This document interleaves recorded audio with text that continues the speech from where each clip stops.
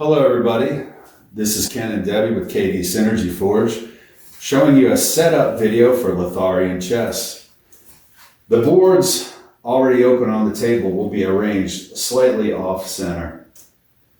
Next, you will take your mana token and place them on the number 1 space. You'll then take your obelisk die set to 1 and put it in the obelisk space. Next, you will select your troops. The easiest way is to use a full clan. Today, I'm going to be playing with the Zupgar Orcs, and Debbie will be playing with the Kvetni Elves. You have to add up the power scores of your troops, which is displayed on every troop right here, along with their quality.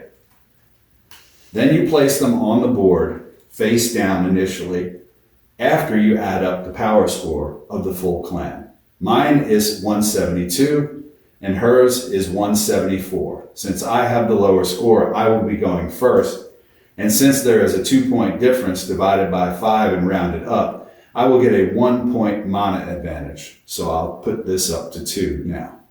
Now we'll place the cards. Since I'm going first, my queen goes on the white square in the castle area, and my king on the dark square, and hers mirrors mine across from there. Next, you have your 2 bishops, which you put down next to the king and the queen. And then you have your 2 knights, which you place next to the bishops. Then your 2 rooks, which you place in the 2 outside squares on the back line. And then you have 8 pawns, which can be arranged in all of these spaces on the front side. You can choose which spaces they go in. It does not have to be random, but they just have to go in the space that their piece type demands. Next, we will select spells and equipment. A minimum of 50 cards must go in your deck. The easiest way is for one player to use life, fire, earth, and arcane spells. And since Debbie is playing the good troops, the Kvetni Elves, she will use those. The other easy way is to use death, air, water, and arcane. And since I'm playing the evil Zupgar Orcs, I will be using those. This helps to avoid the elemental opposites rules and gives a good spread of cards based on their different functionality throughout the deck. So we take these cards now.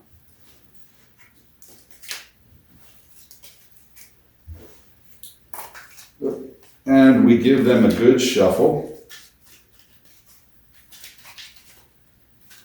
For brevity's sake, we won't fully shuffle them, but you want to make sure that they're fully shuffled. And then you must allow your opponent to cut your deck.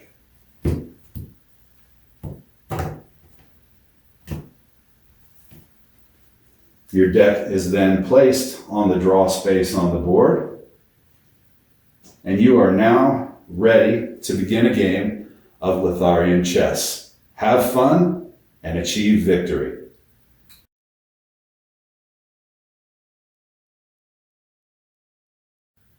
Now we will go over basic movement and the turn sequence. Coming off of the game setup video, I will be the player going first. The turn starts with the effects phase, and we currently have none on the board. Then it goes to the mana phase.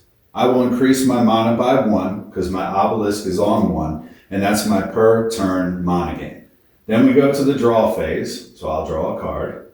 I won't be casting spells, so I move on to my main phase. In any order, you must move. You can attack, you can cast spells, and you can use main phase abilities. I'm going to choose to move my pawn 2 spaces forward. Pawns move 1 space forward. They have the option of doing 2 on their very first turn of the game. Then I will end my turn, and it will pass to Debbie. Still no effects. Then the mana phase, so she'll increase to 2 because her obelisk is on 1 as well. Then she'll draw a card in the draw phase and then move to the main phase. And she will move her pawn 1 space forward. She could have gone 2, but she opted to only go 1. And she ends her turn. So it comes back to me, still no effects. Mana phase, I go up to 4. Draw phase, I draw another card. Not going to cast any spells, so on to my main phase. And in this one, I'm going to move my knight. The knight moves in an L pattern. Either 1 space forward and 2 spaces to either side, or 2 spaces forward and 1 space to either side. So 1, 2, 1 to the side. And I end my turn. So back to Debbie, still no effects. Then the monophase, she goes up to 3, draw phase. Moving on to her main phase, she's going to move her bishop. The bishop can move diagonally as many spaces as they want, as long as they're empty. So she chooses to move 3 spaces and end her turn. Now back to me, still no effects. Monophase, I go up to 5, draw phase, draw another card. Main phase, I'm going to move another pawn.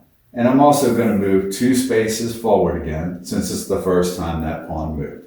Now I end my turn. Back to Debbie, no effects. She increases her mana to 4. Now she draws a card. In her main phase, she's going to move her queen. The queen can move in any direction, as many squares as she wants, as long as they're empty. So she chooses to move 4 squares diagonally and end the turn.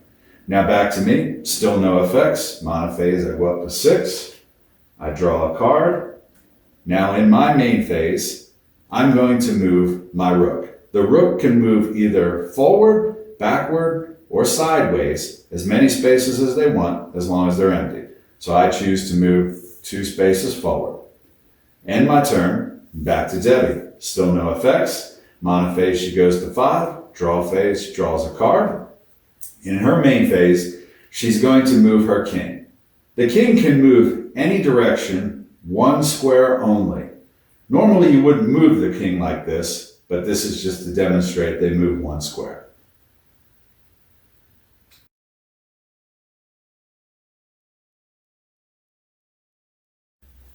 Now we will cover basic attacking. It's currently my turn, so no effects. Mana up, draw a card, and I'll move my pawn 1 square forward and end my turn. Debbie's turn, no effects. Mana up, draw a card. She'll move her pawn 2 squares forward, end her turn.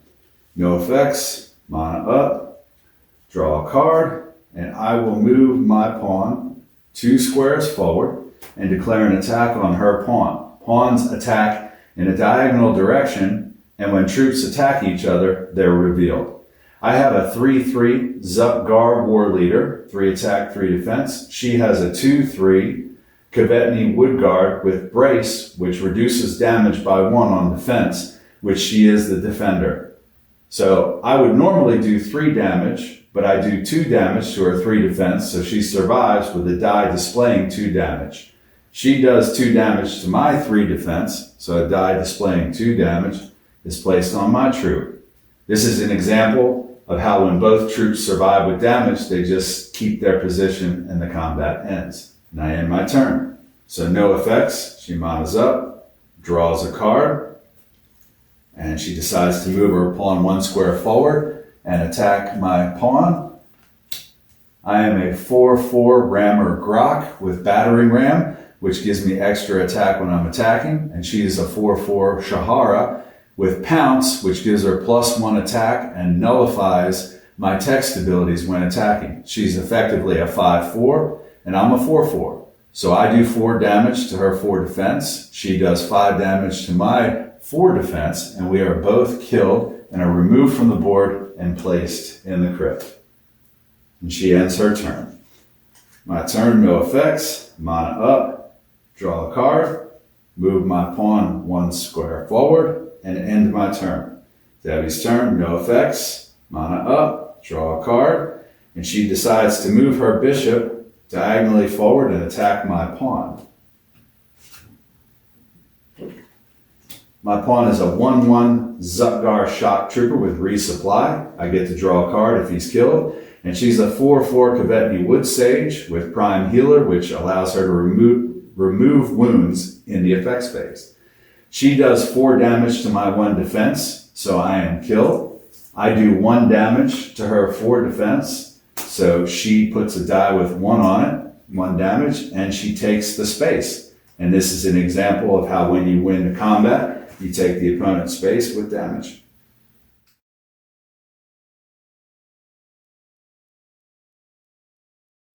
Now let's go on to some basic spell casting. At the end of the turn, last turn, I had a troop killed that had resupply where I was supposed to draw a card, and I didn't do that, so I'll do that now. And then Debbie's turn ends, and it becomes my turn. So in my effects phase, I have nothing. Mana up, draw a card. And in my main phase, I will spend 3 mana to cast the enchant Healing Rain. Would you like to do anything? I pass. All right, so that resolves, and this is a permanent spell enchant that goes in one of these 3 spaces that during my effects phase will allow me to remove 1 damage from a target troop. Next, I will spend 1 mana to cast the curse Poison Cloud on Debbie's pawn. Are you going to do anything? I pass. This is allowed to be cast on unrevealed troops, and in my next effects phase and every one thereafter will do 1 death damage to that troop, and if it damages that troop, it will reveal them, and it's placed underneath of them like so. And now I will move here and end my turn. Okay, and now we're in my effects phase, and I want to heal my bishop. And the Wood Sage is a prime healer that can remove D3 damage, but since there's only 1, which is the minimum, I'll just go ahead and remove it. Okay. All right. And now it's my mana phase, so I'll go ahead and move my token to 9. I will draw a card, and I'm going to pay 2 mana to cast Healing Star on my pawn. I pass. Okay, and this will remove 2 damage from target troop. So since he passed, I'll go ahead and remove the damage. And then this will go to the nether. After spells are cast, if they're single use, they go into the nether pile directly above the crypt. And now I will go ahead and pay 1 mana to cast the aura Fists of Flame on my bishop. I pass. Okay, this will add 2 fire damage to this troop's attacks. Okay. And auras are placed underneath the troop just like curses, like so. All right, and then I'll go ahead and attack his knight. My knight is revealed by the attack. It's a Zutgar Wolf Rider. He's a 5/5 and has mobility, which either gives me +1 attack or can reduce the damage taken by 1 in combat. I will choose to add 1 to his attack, making him a 6/5. With the Fists of Flame, the Wood Sage is a 6/4. So I do 6 damage to her 4 health, and she does 6 damage to my 5 health. So these troops are both killed and placed in the crypt. Pick your cards. All right. Okay. And now I must move, so I will move my pawn here and end my turn. On a side note, when you attack from stationary, even if you take the space, it does not count as a move, and that is why Debbie still had to move that other troop. At the beginning of my turn, in my effects phase, I will use Healing Rain to remove 1 damage from a target troop, and I will take it off of the Zutgar War Leader, so he now has only 1. And my Poison Cloud ticks for 1 death damage to reveal a Kvetni Spearman, a 3/2 troop, now has 1 point of damage on him. Now my mana phase, mana up, draw a card. Okay, and I will now spend 1, 2, 3 mana to cast Energized Lightning for 3 air damage on the Kvetni Woodguard. Would you like to do anything? Yes, I will pay 2 mana to cast Arcane Denial, which counters the target spell. I pass. Can you pass as well? I pass. So that cancels this out and it goes to the nether. Okay, and now I will move this pawn 1 space forward here and end my turn. Okay.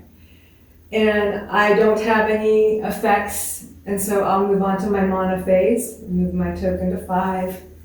I will draw a card, and then I will pay 1 mana to cast Bolt of Fire on the Zutgar War Leader. And I will spend 2 mana to cast Death Armor, which prevents 2 damage to a target troop. effectively canceling the bolt of fire. Do you want to cast anything else? No, I pass as well. These both go to the nether. Okay. And then I will go ahead and pay 1 mana and cast Arcane Eye on your knight. I pass. Okay, this reveals the target troop. And then also I will draw a card since I have less than 10 in hand. And now I must move, so I will move this pawn. And now I end my turn. Okay.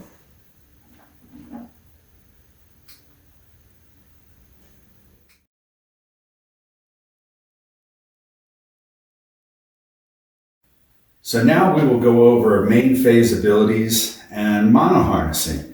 Picking up in my turn, start with my effects phase, and my curse ticks another point of damage, going up to 2, reducing that troop's defense to 0, killing him, sending him to the crypt, and my poison cloud to the nether. I have another effect, Healing Rain, will allow me to remove 1 damage, which I will do so from the Zutkar War Leader. Now go to my mana phase, go up to 3, draw a phase, draw a card, and now my main phase.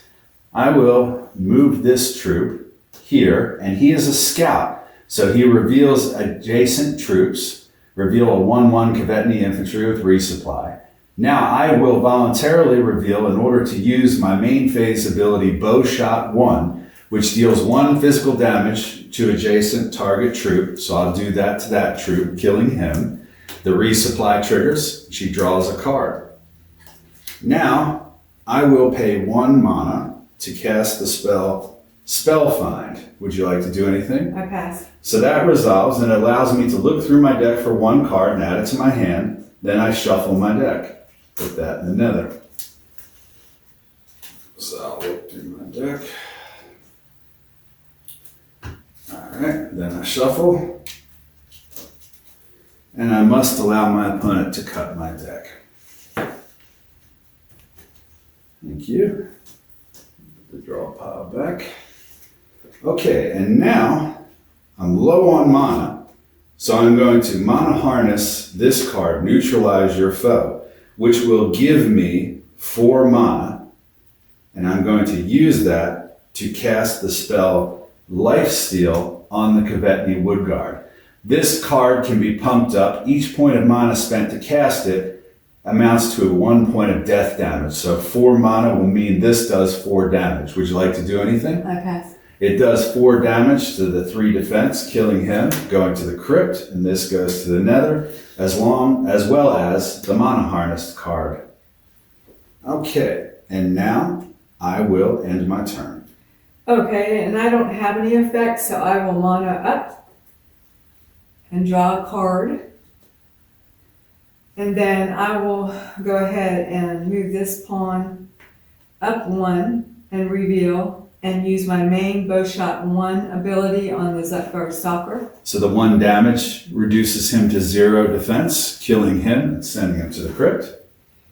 Okay, and then I will go ahead and mana harness Rock Guard for 2, and then spend 4 mana to cast Fireball on the Alpha Wolf Volkir. So 6 mana was put into the Fireball, which also does as much damage as mana put into it.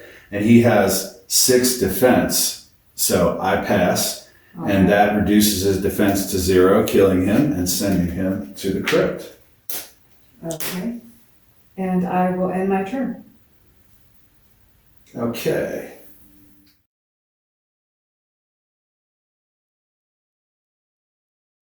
We pick up our game here in its final stage. All of our other troops have been eliminated, and our kings are both on the honor charge. They must both now move directly towards each other and engage in combat. You win the game by killing the enemy king.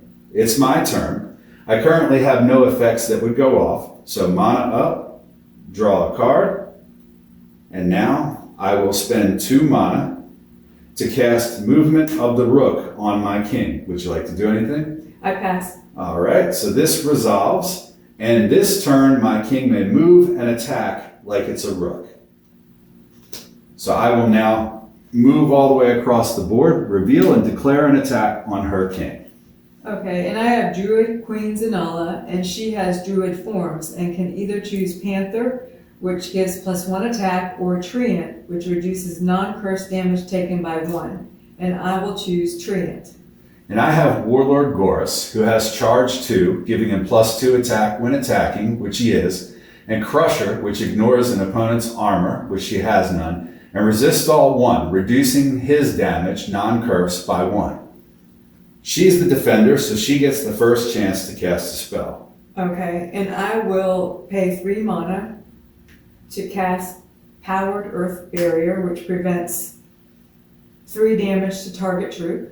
Okay, and I will spend 1 mana and cast Lightning Strike, which does 2 air damage to target troop. Okay, and I will spend 3 mana to cast Absorption, which counters the target spell. And I will pass. And I also pass. Okay, so now we do the spells from the last one back to the first one. So the Absorption counters this spell, and she gains its cost in mana. So she gains 1 mana for countering that. And these 2 go to the nether. And then we have the Powered Earth Barrier, which reduces her damage by 3. So now we calculate it. My total attack is 14, and she has 11 defense, -1 damage for Treant, and -3 damage for that, so that's -4 damage. So I do 10 damage to her 11 health, and she does 11 damage, -1 for my Resist All, so 10 damage to my health.